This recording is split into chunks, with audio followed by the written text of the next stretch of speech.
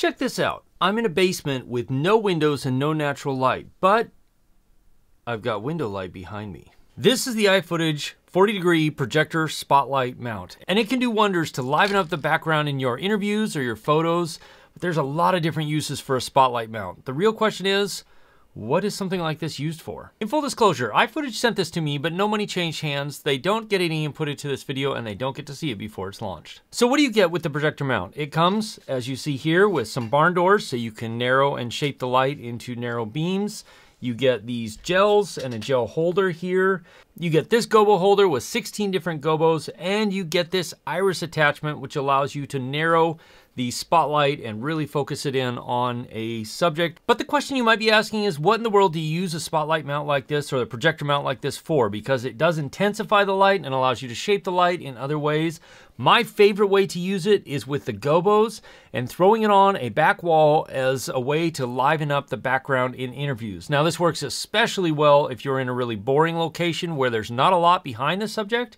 But in my case here, I started using it on my live streams in the background because everything behind me was just very dark and very dull. But as soon as you add the spotlight attachment with a gobo on it, then all of a sudden you get this nice, interesting background. And because I'm in a basement that has no natural light, it's even possible to really easily fake windows in this basement and have it look like I'm actually filming in a living room, which is especially useful when I work with clients down here who are wanting to appear like they're in a more natural home environment, not necessarily in a quote-unquote studio. So obviously there's ways to shape the light and make it look a lot of different ways because of all the different gobos that you get. You can see a bunch of examples here of all the different ways you can shape light, and these are useful not just in interviews but also as photography backgrounds. If you're going to take photos of a subject, whatever it might be, whether it's inanimate or, you know, a person, they can add some interesting background because it's nice and out of focus, but it does add nice texture behind the subject. And of course, because you can add different gels, you can even add color behind the subject if you want to. You can make it look more daylight balanced with Ifootage's fantastic DN series lights that are the best lights I've ever used. Or you can add it and make it more warm with an orange colored gel or a yellow colored gel and make it look more like it's sunset or sunrise. And the light has got that nice golden tint to it. But as I said before, my favorite way to use something like this is in interviews. Now, there's a couple of different ways that you can use it in an interview. One is adding a lot of drama. If you're interviewing somebody who's telling a very serious story or a very dramatic story, then you can add some definite drama to it. Or even just adding a hard edge to something like a product when you're doing product shots or product videos.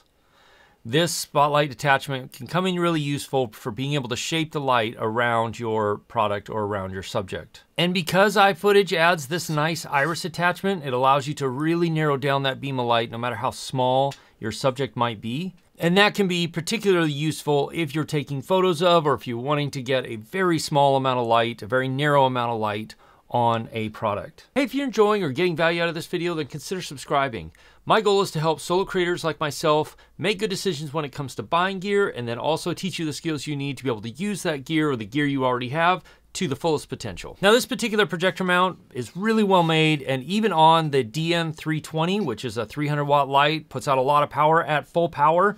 While this area here does get warm, it doesn't get too hot to touch, at least for the most part, from what I've noticed after an hour or so of use. I would still always be cautious though. The one thing you will notice that gets hot is the gobos, because they are sitting down in here and blocking a significant amount of the light. They're taking a lot of the heat. Those will get hot. So if you're gonna swap them out midway, you definitely wanna let them cool off. But then this part from here up is like, I don't know, some sort of plastic. It's hard engineered plastic. And so you can focus the lens this way or make it out of focus purposefully if you want it to be out of focus.